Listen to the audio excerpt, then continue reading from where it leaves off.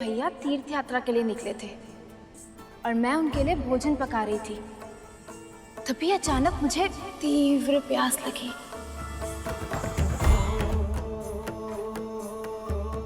फिर भैया ने कहा कि वो मेरे लिए शीघ्र ही जल लेकर आएंगे, किंतु देखिए ना, वो अभी तक नहीं आए।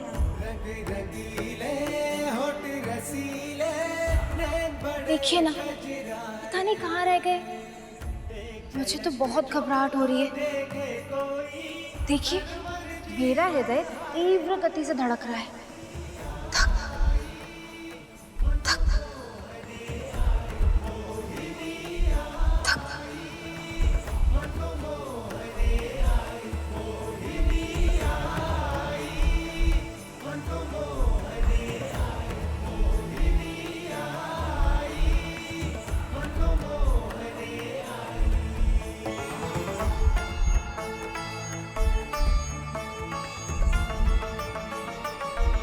देवी मोहिनी के मनमोहक स्वरूप को देखकर असुरों को मोहित तो होना ही था,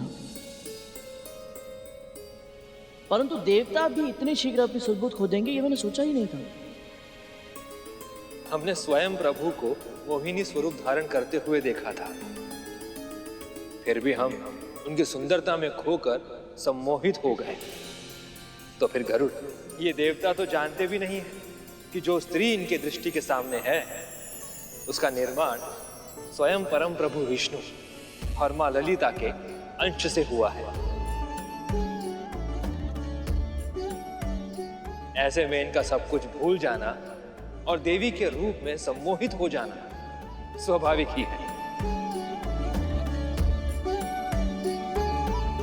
और प्रभु भी तो चतुर है,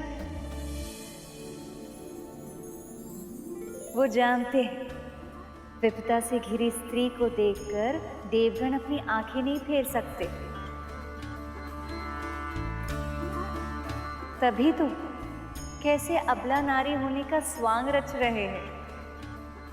लगता है इन्हें बहुत आनंद आ रहा है।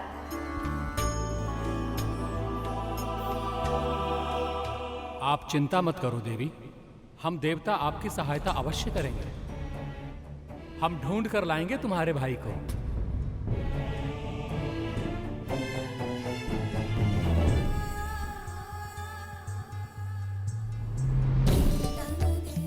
सत्य? आप कितने अच्छे।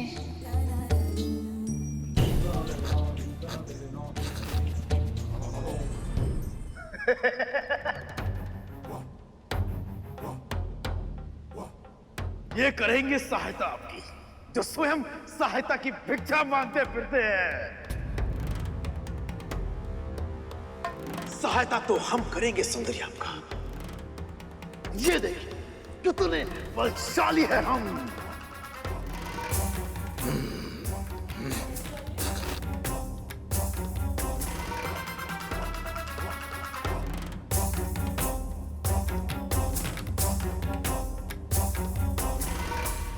ये पुरुष कब समझेंगे कि स्त्री के मन को तन की शक्ति से नहीं जीता जा सकता।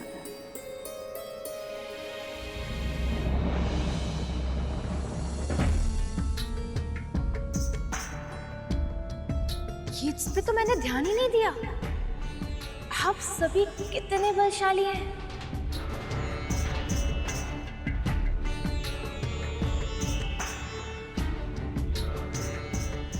केवल तन की शक्ति है इनके पास, ना तो मन में संयम और ना ही मस्तिष्क में बुद्धि। हमने इन्हें एक बार नहीं अनेकों बार अपनी चतुराई से पराजित किया है। आप सत्य कह रहे हैं देवराज?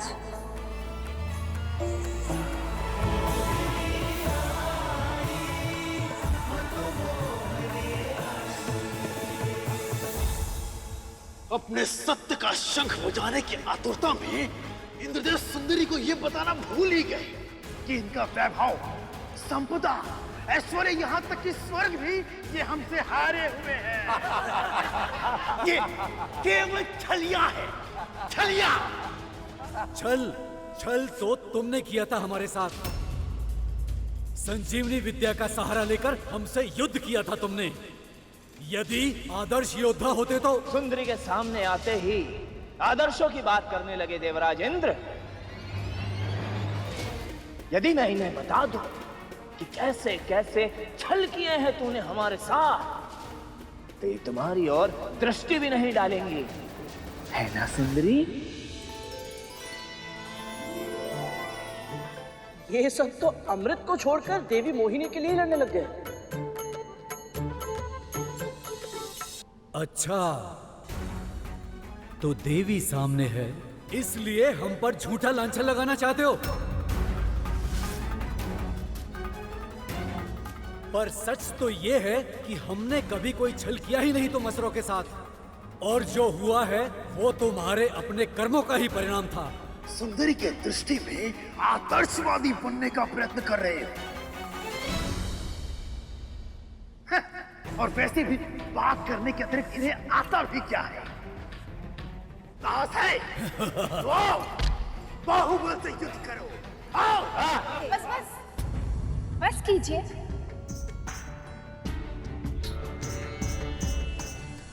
आप सभी यदि आपस में युद्ध करेंगे तो मुझे और अधिक भय लगेगा और फिर मुझे यहाँ से जाना होगा।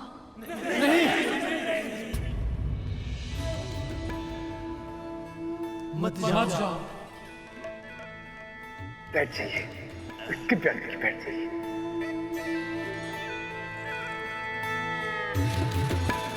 ठीक है, मैं नहीं जाती, तो वचन दीजिए कि आप सब आपस में नहीं लड़ेंगे।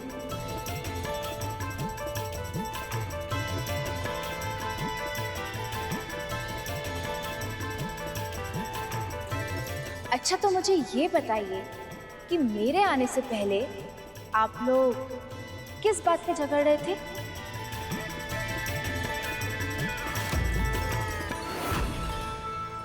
ये अमृत कलश है देवी, और इस पर केवल हमारा अधिकार है। इनका अधिकार केवल झूठ बोलने पे है। कलश अमृत पर हमारा अधिकार है। हम असुरों का अधिकार, हमारा अधिकार है। हमारा अधिकार है।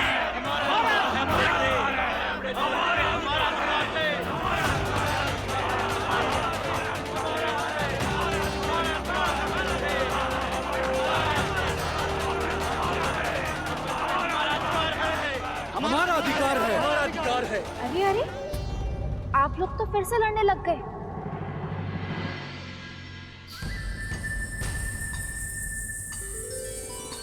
देखिए, इस कलश में जो भी है आप सभी के लिए पर्याप्त है।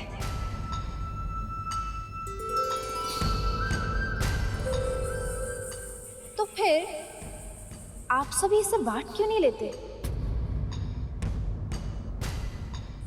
यदि इस कलश में सच में अमृत है तो आप दोनों पक्ष हमेशा के लिए अमर हो जाएंगे।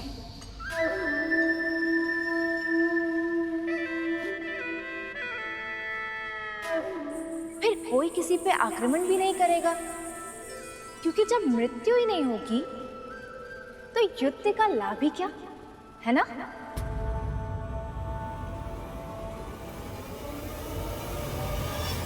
हाँ, ये तो हमने सोचा ही नहीं था।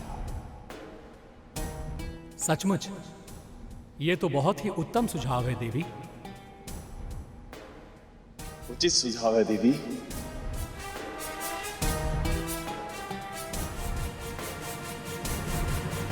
पर ये बंटवारा करेगा कौन? अरे देवता ही नहीं, हम तो स्वयं विष्णु पर भी विश्वास नहीं करते, क्योंकि ये देवता विष्णु के प्रिय है, और इसलिए ये विष्णु सदैव से ही हम असुरों के साथ पक्षपात करता आया है। हाँ, जगत स्वामी के लिए इनके मन में कितने गलत विचार हैं, जो हर कण कण में समाया है। वो किसी से क्या भेदभाव करेगा? ये तो असुरों के कर्मों के फल है, अन्यथा वो भी इस अमृत के समान अधिकारी होते। विश्वास तो हमें भी असुरों पर नहीं है।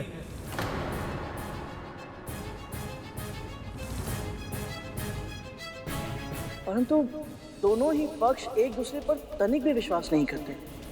तो फिर ऐसे में अमृत का बंटवारा कैसे होगा माँ? यदि आप सभी को मुझ पर विश्वास है तो इस अमृत का बंटवारा मैं आप लोगों के लिए कर सकती हूँ। और बदले में आप सभी मुझे मेरे भाई से मिलवा दीजिए।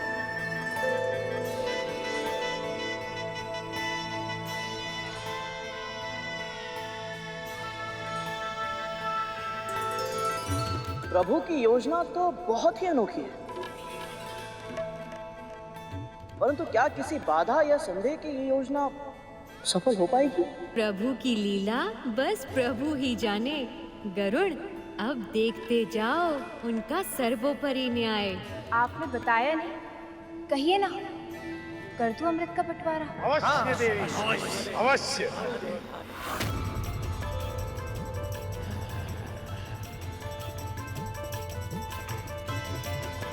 और आप देवता कर,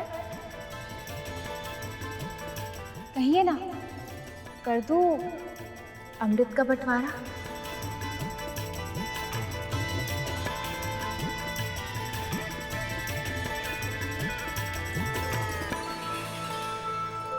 आप पर तो हमें पूरा विश्वास है देवी, पर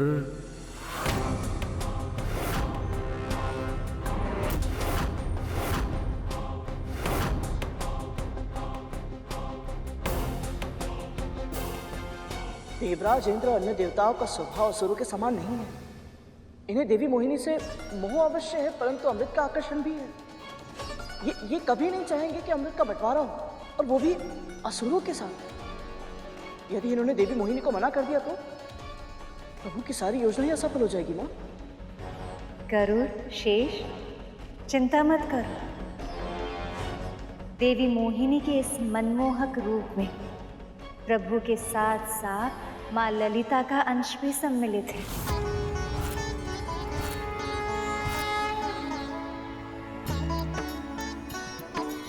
इसलिए वो सफल ना हो, ऐसा तो हो ही नहीं सकता।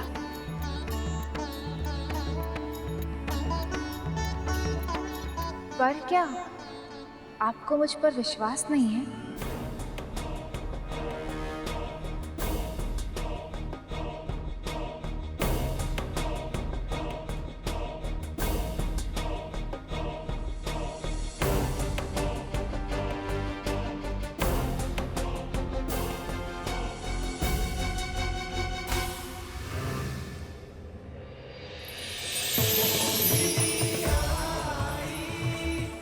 देखिए, मेरी आंखों में देखिए, क्या आपको किसी छल की छाया दिखाई दे रही है?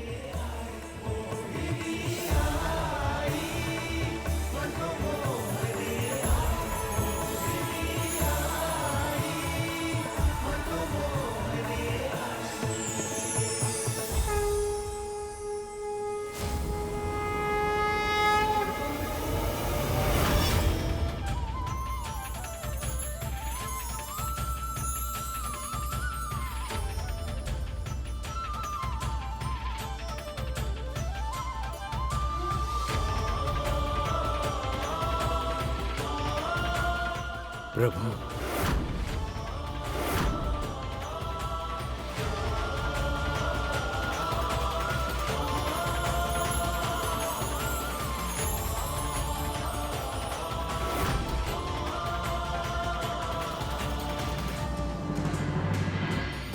ये देवराज और मोहिनी एक दूसरे को ऐसे क्यों देख रहे हैं, जैसे दोनों के मध्य इशारों में कोई बात हो रही हो?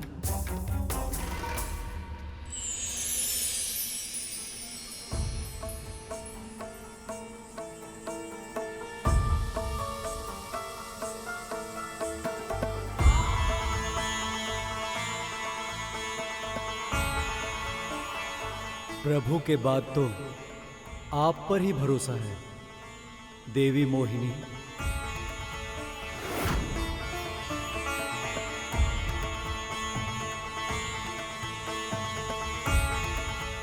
अभी क्षण भर पहले तो इंद्र के मन में संकोच था, पर अब अचानक इतना उत्साह कैसे आ गया? तो चलिए देवताओं से आरंभ करते हैं। परंतु सुंदरी, ये अमृत कलश पहले हमें मिला था, इसलिए अमृत भी पहले हमें ही मिलना चाहिए।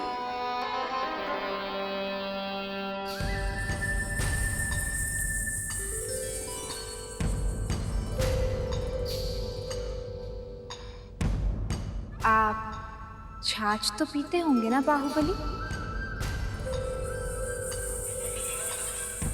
हाँ, पीते हैं। तो आप ये भी अवश्य जानते होंगे कि एक छाछ को जब घड़े में लंबे समय तक रखा जाए तो उसका तरल द्रव ऊपर की ओर तैरने लगता है और उसके वास्तविक गुणों वाला भाग नीचे बैठ जाता है घड़े के तल में। बस ऐसा ही इस अमृत के साथ भी है। अमृत का सर्वोत्तम भाग उसे ही मिलेगा जो सबसे अंत में इसका पान करेगा।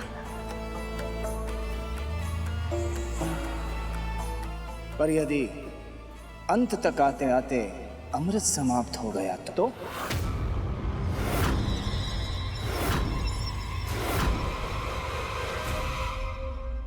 नहीं सुंदरी, अमृत का वितरण तो हम असुरों से ही आरंभ करना होगा आपको।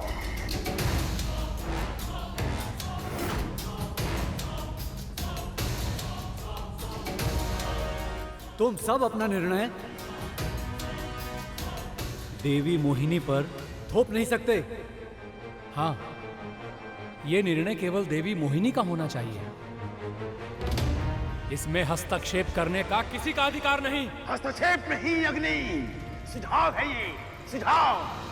सुझाव भी नहीं, अधिकार है हमारा।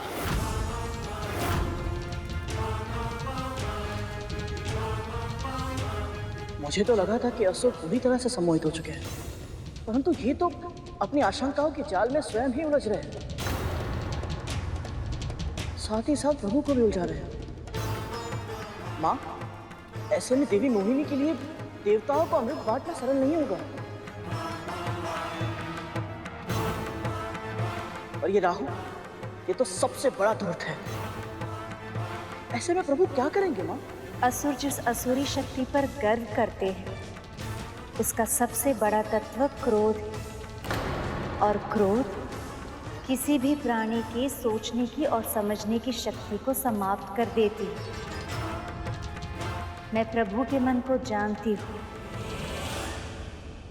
वह असुरों के विरुद्ध उनके सबसे बड़े अवगुण क्रोध का प्रयोग करेंगे। तुम देवता हमारे विरुद्ध सुंदरी को भड़का रहे हो, और तुम असुर देवी मोहिनी के भोलेपन का लाभ उठा रहे हो। हमारा अधिकार है।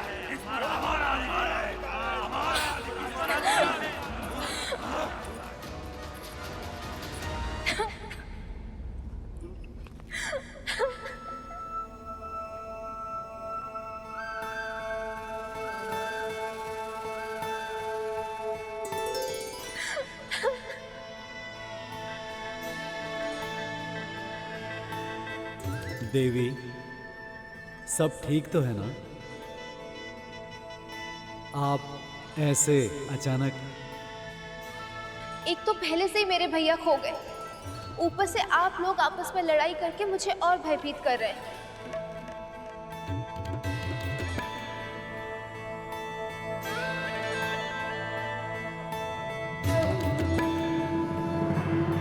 भैया विष्णु ने हम स्त्रियों के इस लक्षण को कुछ अधिक ही अच्छी तरह समझ लिया, वो भी इतनी शीघ्र। ये तो आपके लिए समस्या हो गई सखी। अब रोना, रूठना, मनाना और भी कठिन हो जाएगा।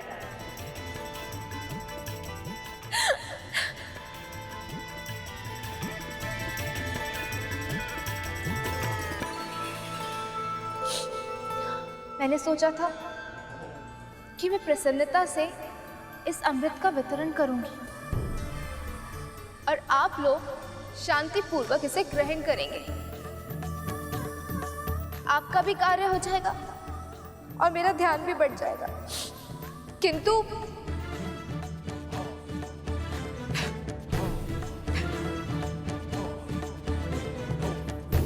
हम लज्जित हैं देवी, हमें क्षमा कर दीजिए।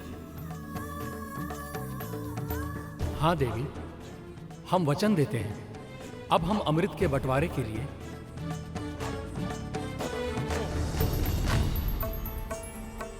असुरों से झगड़ा नहीं करेंगे।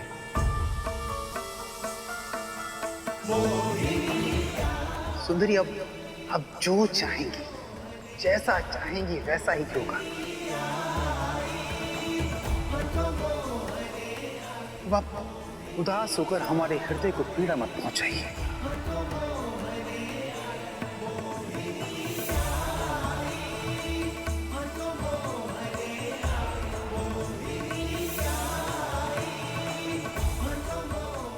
सत्य क्या है और असत्य क्या, देवता का मोह क्या और असुरों की माया क्या, मुझे सब ज्ञात है। किंतु संसार के संतुलन के लिए असुरों को अमृत मिलेगा या नहीं, वो आगे उनके कर्म निर्धारित करेंगे।